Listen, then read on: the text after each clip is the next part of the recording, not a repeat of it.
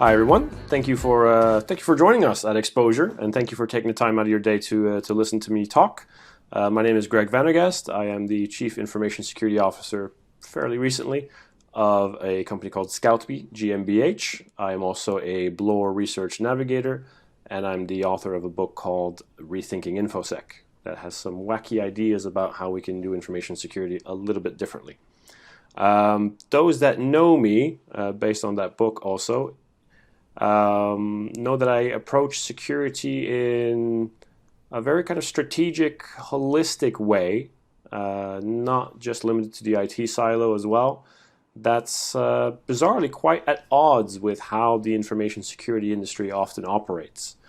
Those that don't know me, I'll tell you a little bit about my experience. I got my start, again, I've been doing information security, for about 25 years. I started when I was 15 years old, after I saw the movie Hackers, of all things, because, you know, Angelina Jolie's in it, and this is clearly how you get girls, apparently. So I went on the internet. You all remember the sound of dial-up, and I was going to say Googled, but Yahoo'd, because Google didn't exist yet, what this hacking stuff was. And I discovered things like Usenet and TCP/IP and how the internet worked, and internet relay chat, which had lots of channels with the words hacking in them, stuff like Usenet.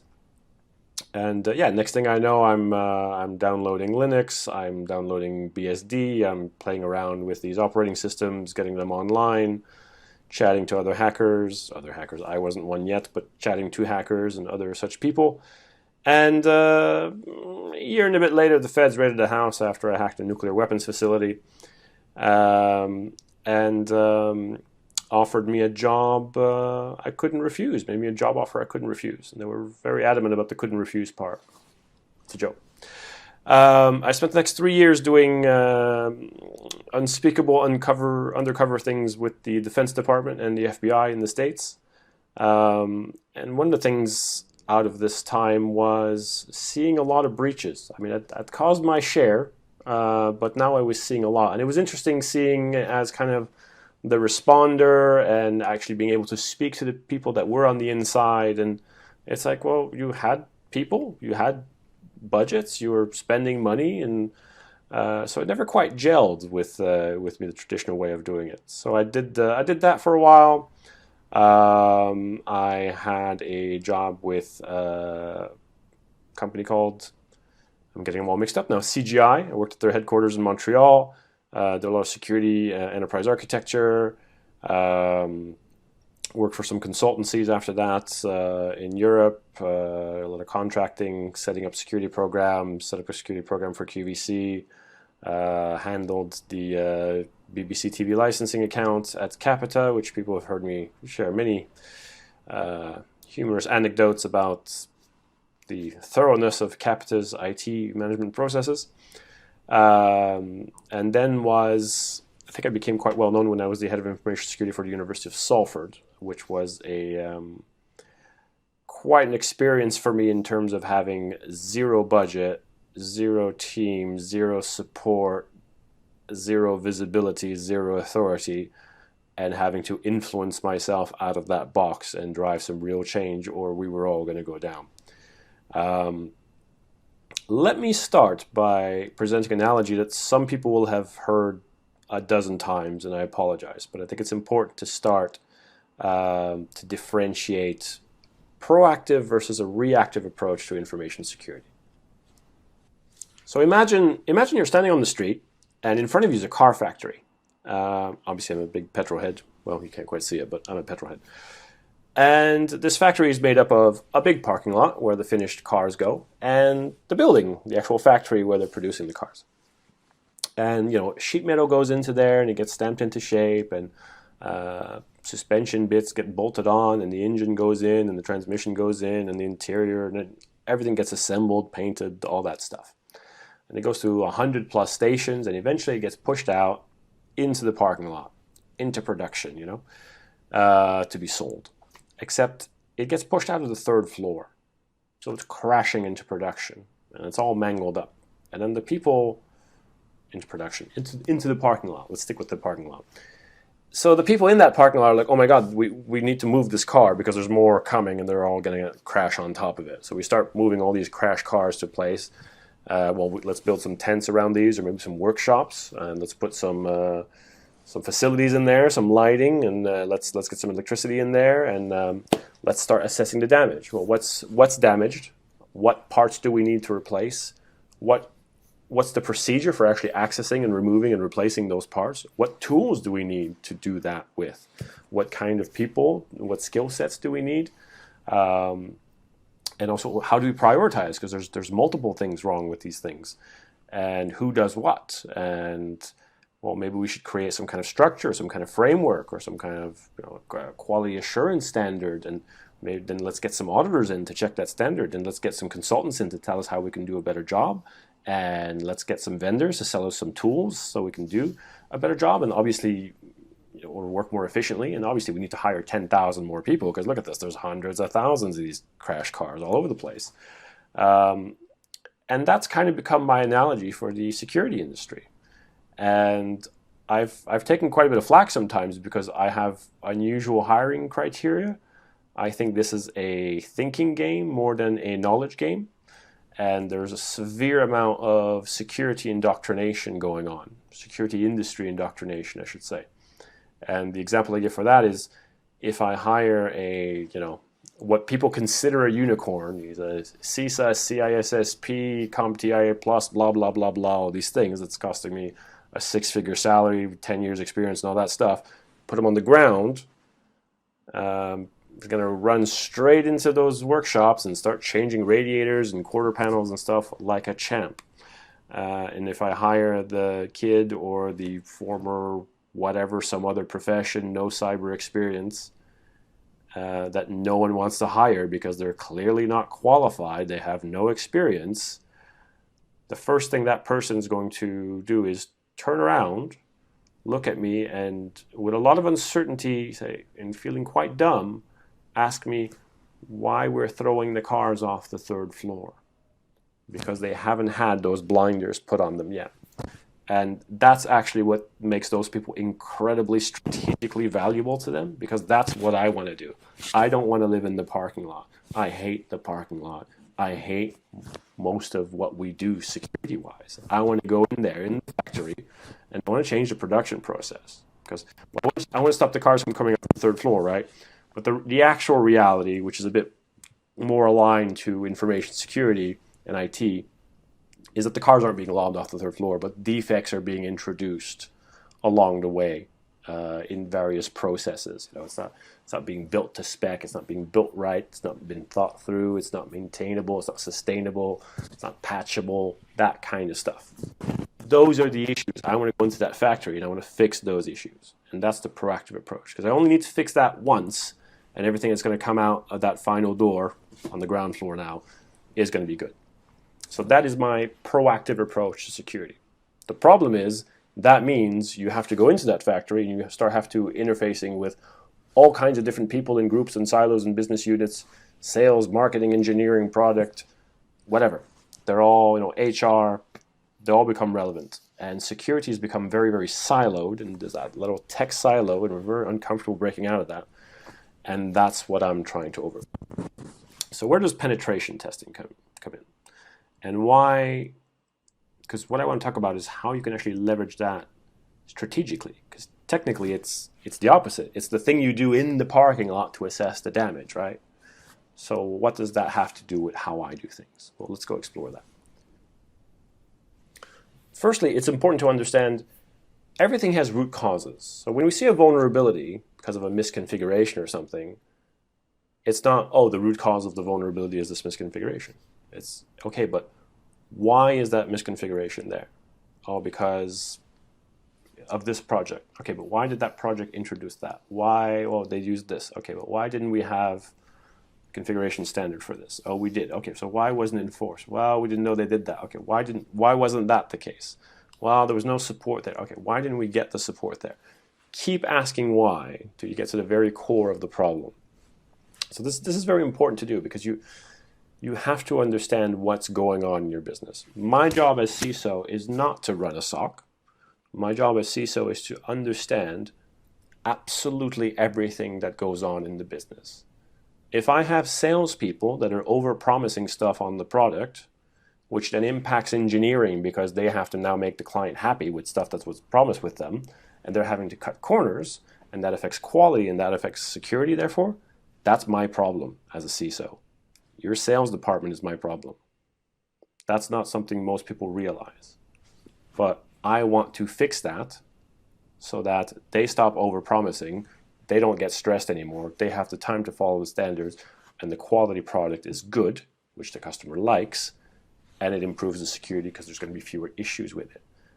And while I'm at it, I may as well help the salespeople sell it, make security a selling point, give them some marketing materials around how we take care of things, be transparent about it, add brand value. Great. So that's proactive security. By the way, stop selling security as risk. No one in business likes talking about risk. Make it a commercial thing that you can actually sell. The actual reality of how we do security is different. It tends to be firefighting. It's always firefighting. So to do this proactive approach, you need a holistic program. And that's what I specialize in, I think I would say. Creating information security programs that work. And to create an information security program that works, you need three things. You need it to be holistic. It has to cover the entire company, all parts of it, not just IT, not just reactive. You have to get involved in absolutely everything. You have to know what's going on and start thinking about how can I enable these people to do what they're doing, but in a way that's secure. That's one. It's building a wall around the entire village, holistic security. The second is it has to be consistent. There's no point in having a wall around your village if part of it's 2 feet tall and the other part's 10 feet tall. You're better off having 5 feet all the way around. There's no point in that 10-foot wall if you can just step over the shorter wall next to it. And that requires that full knowledge. You see a lot of breaches happen where they have multi-million pound, dollar, whatever security programs, but people get in because that one system was neglected. So that consistency is very important. And the other thing is sustainability over time. There's no point in building a secure system if you can't maintain it. There's no point in having your security be in tip-top shape the day the auditor shows up and then immediately start going downhill until next year when the auditor is going to show up again. So it's those three things. It's holistic, consistent, and sustainable over time. That means really getting involved in things and baking security into processes. So back to where this requires you to create a program. This requires you to start really planning out, and how do I address all the issues that we have? Now, the problem is a lot of CISOs come in and they already have an idea of, oh yes, we're going to do SOC 2, NIST, ISO, this or that. I would say personally, and I get criticized for this, don't do that. Don't align your security to ISO or NIST or any other third-party standard. Align your security to your organization. Make it line up with your IT and business processes. That way it will always get run. It won't be an additional thing bolted on that will be the first thing to fall off. And if you have a control, the ISO documentation says you need this control.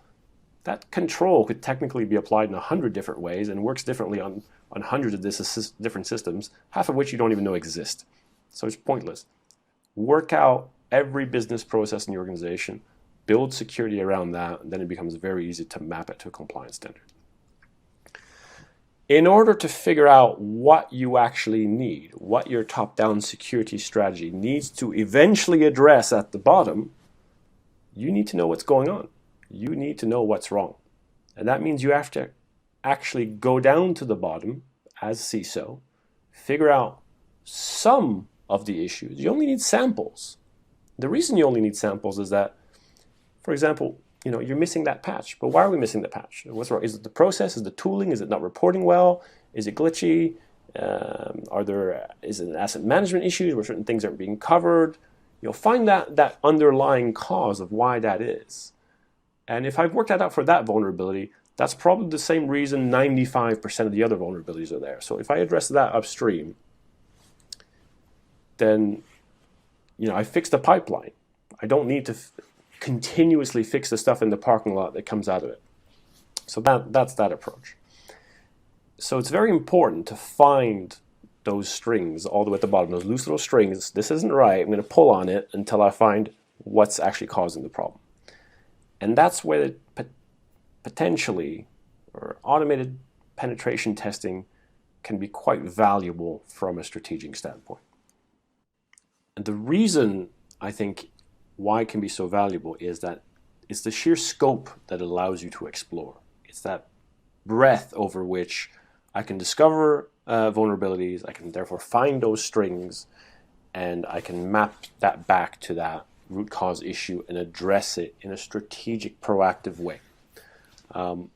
I was a pretty big skeptic of automated penetration testing, and I actually remember first discovering CISO about 2 years ago and never really exploring it that much because it cannot be as good as some of the penetration testers that I know. And this is true, but I wasn't thinking strategically at the time, because I know pen testers who are incredibly good, but I mean dangerously good. And it's very difficult, for a software solution to keep up with that and to anticipate and to have, human intelligence behind it. But the fact is, most pen testers are not as good as those few that I know. And even those, I can only name 3 or 4 of them. And we are talking very expensive resources. We're talking £3,000 a day. They're very busy. Good luck getting some of their time. And you could not possibly afford to have them scan your B-class network, or not scan, but penetration test your B-class network. So these are all significant limitations. And to go back to it, in hindsight, especially if I apply that proactive mentality where I just need to find the one issue, trace its root cause, and that allows me to address permanently a great number of issues, you see how breadth and scope becomes far more important than depth in one narrow scope area. Because I may find every single vulnerability in that area, but I've got no idea what's going on over there. Clearly, having an idea of what's going on everywhere is better. And that is the place where the strategic advantage of penetration testing, automated penetration testing, really shines through, because it gives me a way of finding those little strings to pull on everywhere in my organization. So that, to me, is that kind of bottom up to help you define a strategy to then push a security program top down. That's where, for me, it's a real big enabler, and it's why I'm considering it myself. Now, that's a long-term strategic approach / solution, or way of leveraging it. There is also another factor in that most attacks are not that sophisticated. Most entry points for ransomware are not that sophisticated. The problem is always it's that one vulnerability that something was missed because no one knew the system was there, and therefore didn't get patched, didn't get maintained, didn't have password policies applied to it, didn't have MFA. It's missing that thing. And once again, that's where the scale really, really comes in. But also, you don't need that extreme level of sophistication to find those vulnerabilities. They're not that complex. And I'm not saying that Pentera is simple. I was actually quite surprised with how many kind of threads of thought there was in it and how it found one thing and expanded to another. And in a minute, I'll give you a scenario with where a human pen tester was used, so quite successfully, but I think actually highlights some of the advantages of an automated approach. So just to finish this point, ransomware in particular, which is what we're mostly worried about nowadays, the foothold is typically quite simple. And this is something that you don't need massive depth. You don't need the cream of the crop penetration tester for. You're better off having good penetration testing but that's scanning your entire estate so you don't miss that one little entry point that's going to cause your downfall. Because this is the issue with so many organizations. They do pen testing, but the scope is so limited, and they have to limit the scope because there's cost and resource limitations, that they specifically scan the things that they know the most about in many cases. Or they certainly never scope the things they don't know about because they don't know they're there to scope them. So that's certainly an issue. But let me tell you an anecdote about a different side of automated pen testing. Or maybe I shouldn't say different side of automated pen testing, different aspect of pen testing. It's well known that few things get you security traction more than a breach, first place, or better, second place, but better for you, a successful pen test.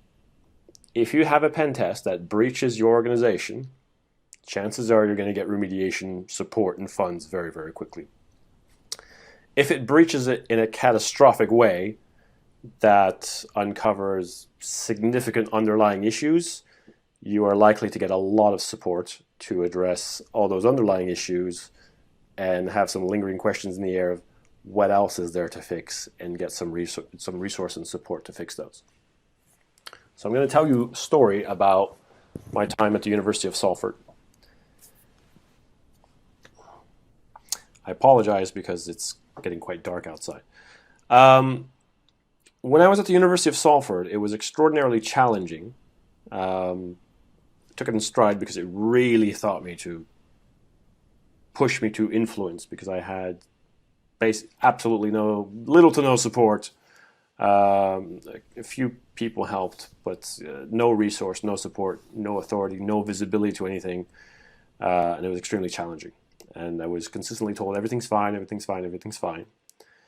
But I was eventually able to commission a pen test because I knew things were not fine, because it was obvious from just the underlying cultural issues that I can tell that people are not taking care in how things are being set up. So I know things by intuition and experience, things will not be fine. So I actually had to be quite sneaky, but I managed to free up some funds for a penetration test, and I could afford 6 days of testing. The tester started. Now, this was one of those very, very capable people. The tester started, and she called us up halfway through the first day and asked us, "What do you want us to do now?" And we're like, "Well, what do you mean? We just spoke this morning about what we should do." She's like, "Yes, but we've run out of things to compromise." And at that point, you're not sure if they mean, well, as in that first part that you've looked at? No. They've compromised every endpoint, every server, Active Directory, every database, every research center, HR records, payroll records, finance, absolutely everything there was. Medical records, name it. Everything was compromised. And once again, it wasn't a highly sophisticated attack that was needed. The perimeter was breached relatively easy, just by guessing credentials, basically. And after that, it was a free-for-all with unpatched systems, misconfigured systems, global admin credentials running in plain text scripts, all kinds of ridiculously vulnerable configurations, and a lack of best practices. And it was catastrophic. To quote the CIO, it was a car crash. That naturally, believe it or not, when you go to your chief exec with their passport, credit card, travel visas, and birth certificate, you suddenly get lots of traction. Now I've confirmed since that what was discovered, an automated solution like Pentera would have caught it. It wasn't that complex.